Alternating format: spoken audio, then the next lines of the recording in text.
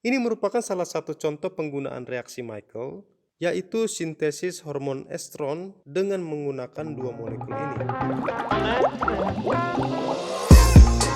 Hai, Cemster di sini dan ini adalah kuliah online kimia organik dengan materi karbanion bagian 4. Di video ini teman-teman akan mengenal reaksi-reaksi carbonyl condensation yang merupakan lanjutan dari video karbanion 3.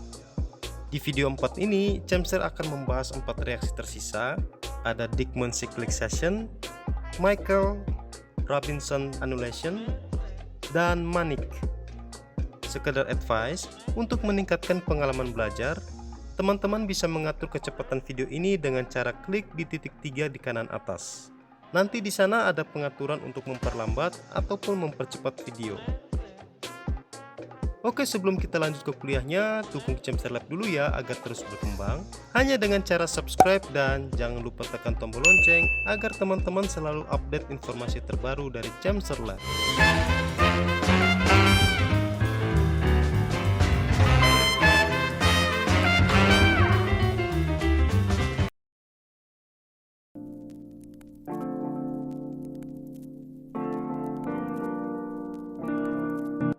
Sebelum Cemster membahas reaksi-reaksi dalam video ini, pastikan teman-teman sudah benar-benar memahami reaksi-reaksi pada video 3.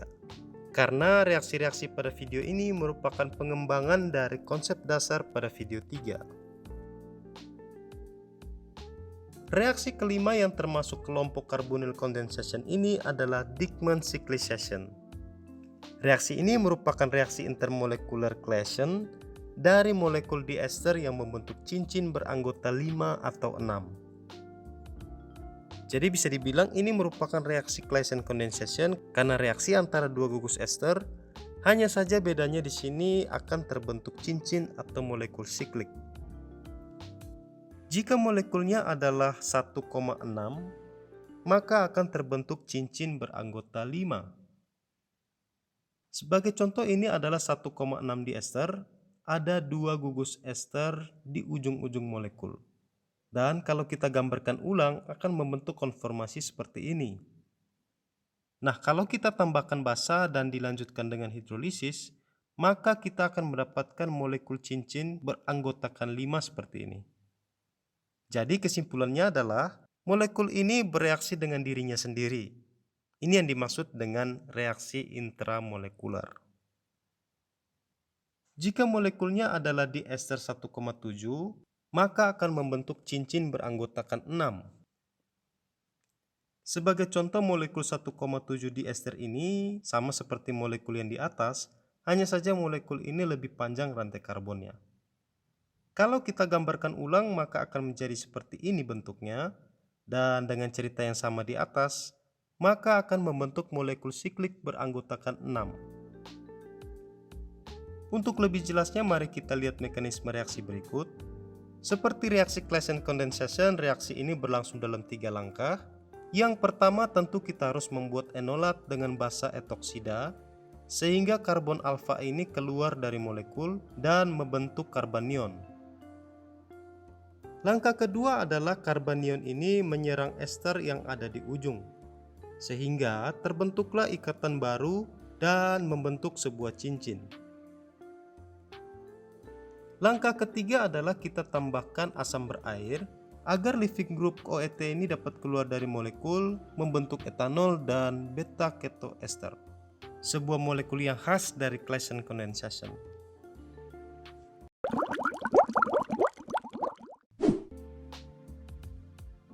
Ini ada tugas untuk teman-teman. Gambarkan struktur dari X pada reaksi sintesis prostaglandin E2. X ini merupakan hasil reaksi dari molekul ini dengan basa. Jadi teman-teman fokus saja pada reaksi yang di sebelah kiri dari X ini.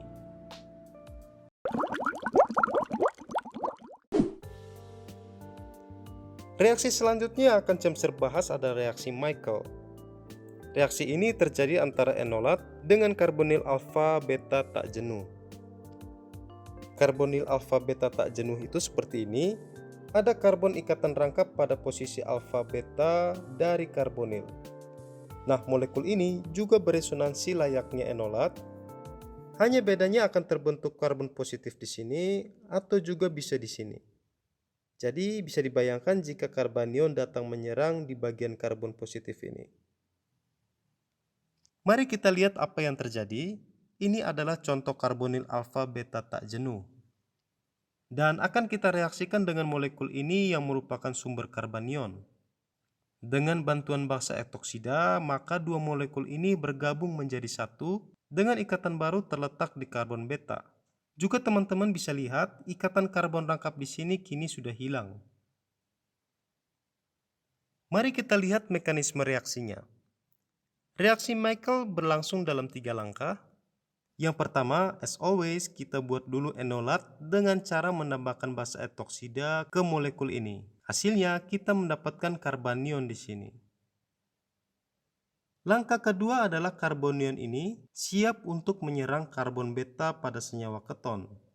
Dan akhirnya, ikatan rangkap ini terputus dan elektronnya berpindah ke karbon alfa membentuk karbanion. Ya, karbanion lagi.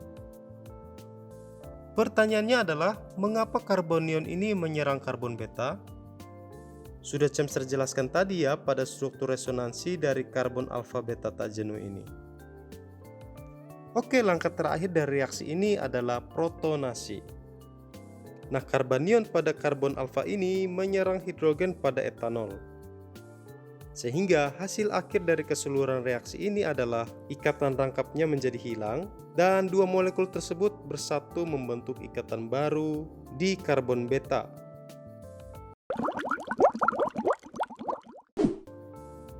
Ini merupakan salah satu contoh penggunaan reaksi Michael, yaitu sintesis hormon estron dengan menggunakan dua molekul ini. Nah, tugas teman-teman adalah tentukan mana yang nukleofil dan mana yang punya karbonil alfa beta tak jenuh.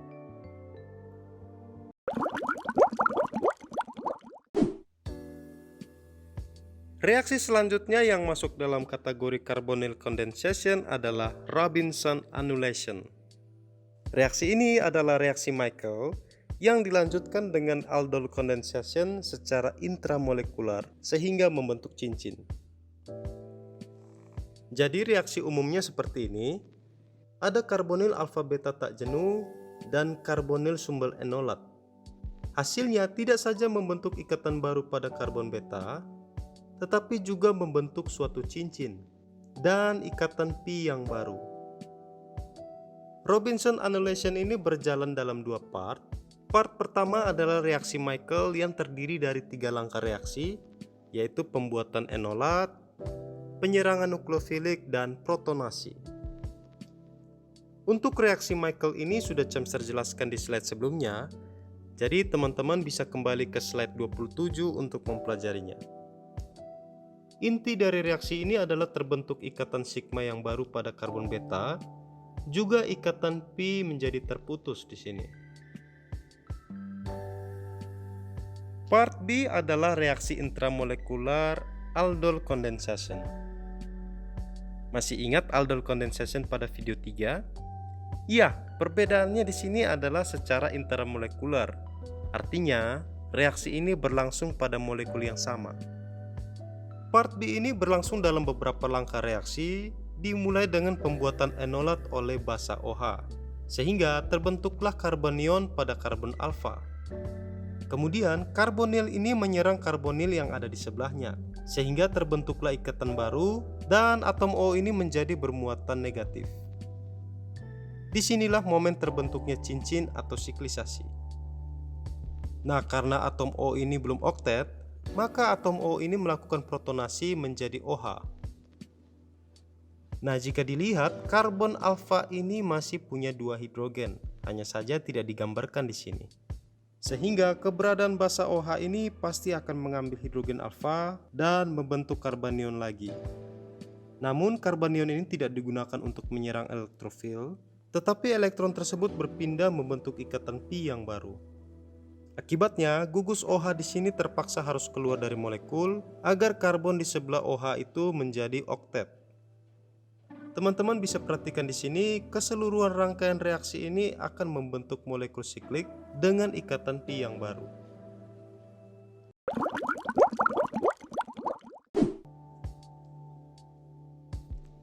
Ini merupakan reaksi terakhir yang Cemser bahas di video ini, yaitu reaksi Mannich.